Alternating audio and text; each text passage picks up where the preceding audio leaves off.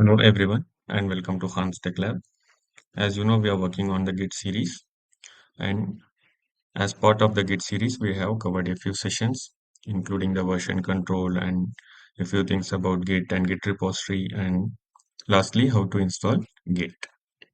As we discussed in the previous sessions, so there are two repositories in the distributed system. One is remote repository, which will be hosted on any server or any dedicated machine, and local repositories. So every user will have his own local repository. As part of the local repository, we have learned how to install Git and use it as local repository in the previous session. Now we need remote repository, which is kind of server based. It can be cloud or any server. So in this session, we will learn how to create a remote repository. Particularly in this session, we will discuss first how to register into the GitLab, which is a repository service. We will register a user in GitLab so that we can use it to create the repositories. Let's search for GitLab in Google. We get the official page gitlab.com. Let's open it. Now here there are so many things like platform, then products, then pricing and resources, etc. Now let us first register a user. So here you can see we already don't have any account, so I am registering one. All we need to do is fill these options and then submit. Hans GitLab, Hans GitLab, Hans GitLab at gmail.com. I am giving some password.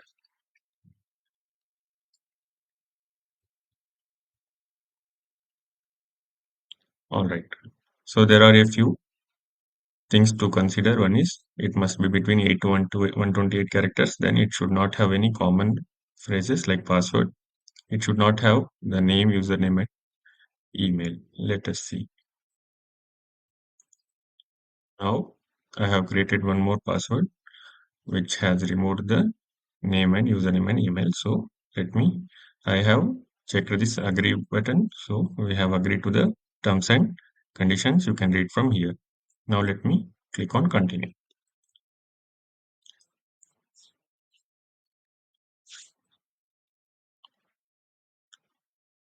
Now a verification code has been sent to this email ID.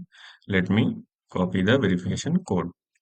So I have copied the verification code from my Gmail. So let me verify the email address.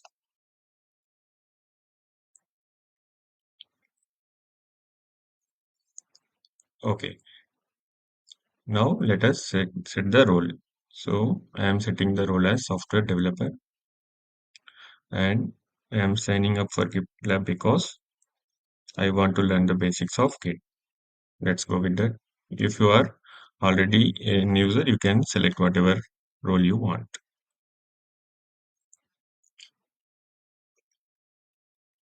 Create a new project. Who will be using? Just me.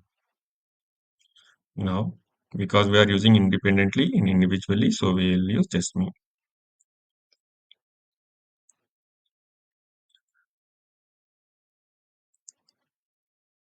Okay. So it is trying to create a first project. So the group name is Hans Tech Lab group and the project name is Hans Tech Lab project. I'm okay with this. If you want, you can change as per your username. Select a template. So I want to create a simple application. Let's go with Spring. Create project.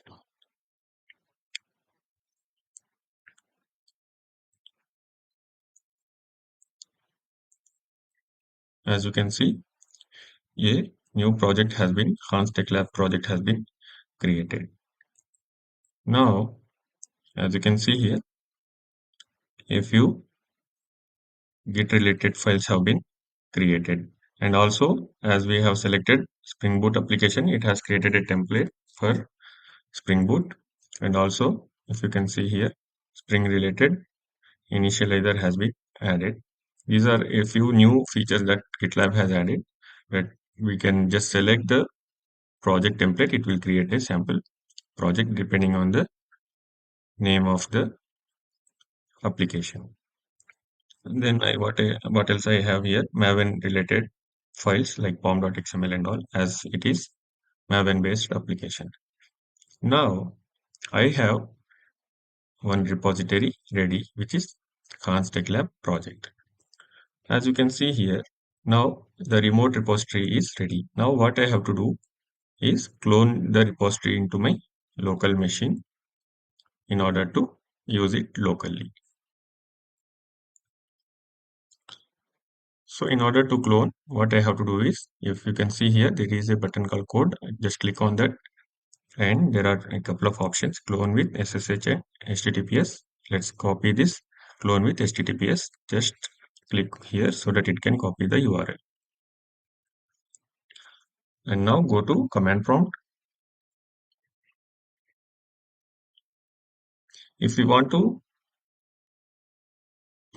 clone the project in a specific directory, we can do that by copying the address. I will copy this address, then cd. So now it is in Java projects directory. So let me copy this again, paste here. All I have to do is git clone, then the URL, whichever I have copied from the remote repository, and just enter.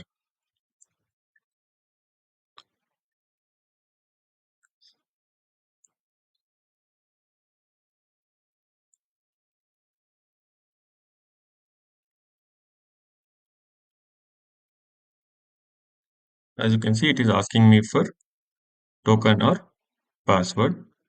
I will use my credentials, which I have just created.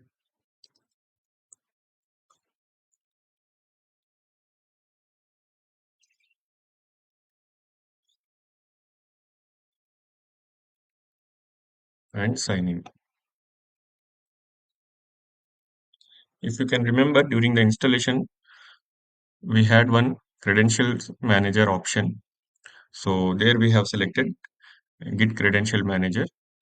So the pop-up we just now got to use the username and password was that credential manager. Now, if you can see, the project cloning is successful. Now I have got the remote local repository downloaded. Let me check in the projects folder. So as you can see here, Hans Tech Lab project has been cloned. Now let me go to this location and just check for the status, git status. A few things to observe here. We are on branch master, and also your branch is up to date with origin master. Here origin is whatever remote repository we have created here is the origin, and it has a branch called master, and whatever code we have in master, it is same available in our local repository. So we have nothing to commit. Working tree is clean.